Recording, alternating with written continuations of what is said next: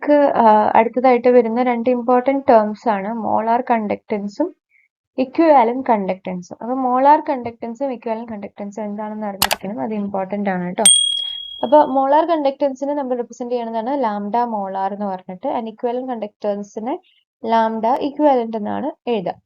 അപ്പോൾ molar conductance is the total conductance of A solution containing 1 mole of the dissolved electrolyte such that the entire solution is placed between 2 electrons 1 centimeter apart. അതായത് പ്രത്യേകിച്ച് ഒന്നുമില്ല, ഒരു സൊല്യൂഷന്റെ total കണ്ടക്റ്റൻസിനെയാണ് molar conductance എന്ന് പറയുക. Equivalent കണ്ടക്റ്റൻസും ഇത് തന്നെയാണ്, ഒരു സൊല്യൂഷന്റെ ടോട്ടൽ കണ്ടക്റ്റൻസിനെയാണ് ഇക്വലന്റ് കണ്ടക്റ്റൻസ് എന്ന് പറയാം. പക്ഷെ ഈ രണ്ട് കേസിലും നമുക്കൊരു കണ്ടീഷൻ ഉണ്ട്, ആ കണ്ടീഷനാണ് ഈ രണ്ടിനെയും ഡിഫറെന്റ് ആക്കുന്നത്. ഓക്കെ, അപ്പൊ മോളാർ കണ്ടക്റ്റൻസിന്റെ കാര്യം എടുക്കുകയാണെങ്കിൽ ആ സൊല്യൂഷനിൽ എന്ത് ഉണ്ടായിരിക്കും, ഒരു മോൾ ഡിസോൾവ് ആയിട്ടുള്ള ഇലക്ട്രോലൈറ്റ് ഉണ്ടായിരിക്കും.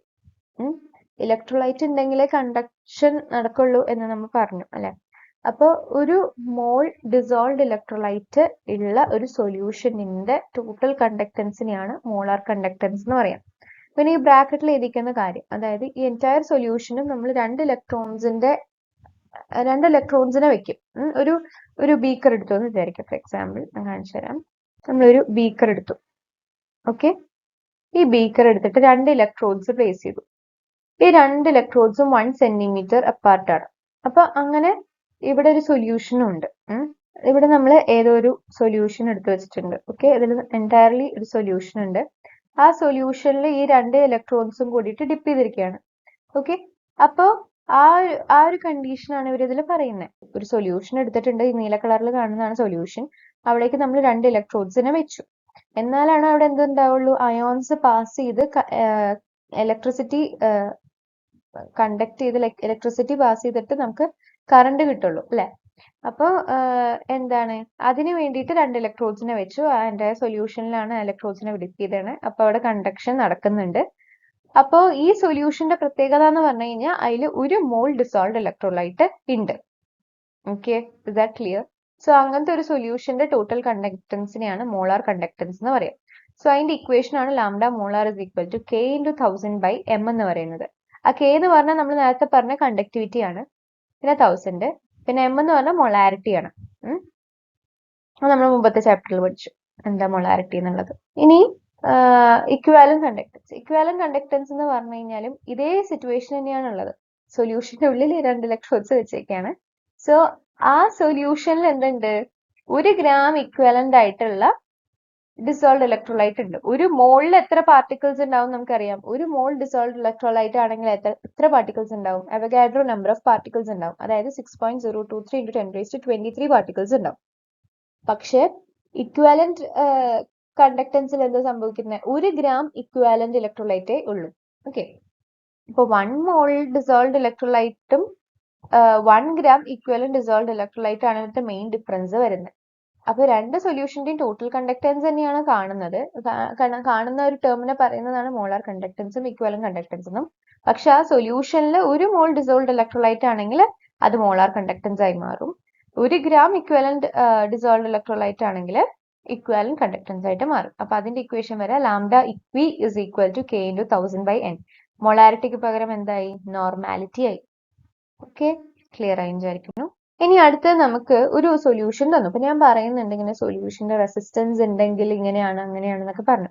പക്ഷെ ആ സൊല്യൂഷന്റെ റെസിസ്റ്റൻസ് കാണാൻ വേണ്ടിയിട്ട് നമുക്കൊരു മെത്തേഡ് വേണമല്ലോ. സോ അതിനാണ് നമ്മൾ വീസ്റ്റൺസ് ബ്രിഡ്ജ് യൂസ് ചെയ്യുന്നത്. വീസ്റ്റൺസ് ബ്രിഡ്ജ് എന്ന് പറഞ്ഞു കഴിഞ്ഞാൽ ഒരു എക്യുപ്മെന്റ് ആണ്.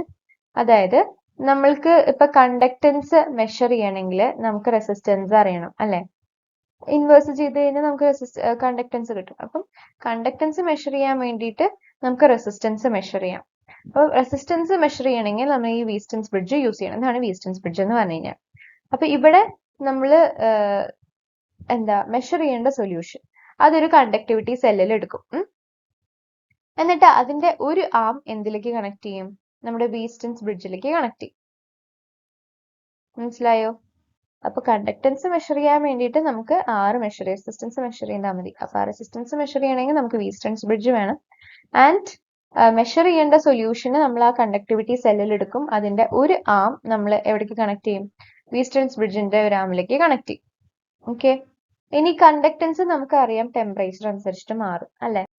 ആ സെല്ലിനെ അപ്പൊ ടെമ്പറേച്ചർ അനുസരിച്ച് മാറുന്ന ടെമ്പറേച്ചർ സെൻസിറ്റീവ് ആയിട്ടുള്ള ഒരു ഇൻസ്ട്രുമെന്റ് നമുക്ക് അതിന് കണക്ട് ചെയ്ത് കഴിഞ്ഞാൽ ടെമ്പറേച്ചർ മാറുന്നതിനനുസരിച്ച് കണ്ടക്ടൻസ് എന്ത് ചെയ്യാൻ പറ്റും, റെക്കോർഡ് ചെയ്യാൻ പറ്റും അല്ലെ. അപ്പൊ അതിനു വേണ്ടി നമുക്ക് എന്ത് യൂസ് ചെയ്യാം, തെർമോസ്റ്റാറ്റ് യൂസ് ചെയ്യാം. സോ ഇതാണ് തെർമോസ്റ്റാറ്റ്.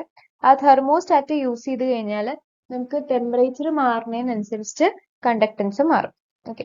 സോ ഈ ബ്രിഡ്ജ് നമ്മൾ, അതായത് ഇതാണ് വീസ്റ്റൺസ് ബ്രിഡ്ജ്. ആ വീസ്റ്റൺസ് ബ്രിഡ്ജ് നമ്മൾ ഒരു AC സോഴ്സിലേക്ക് കണക്ട് ചെയ്തിട്ടുണ്ട്. കണ്ടോ, ഒരു AC സോഴ്സിലേക്ക് നമ്മൾ കണക്ട് ചെയ്തിട്ടുണ്ട്. അതിനൊരു ഹൈ ഫ്രീക്വൻസി ഒക്കെ ഉണ്ട്.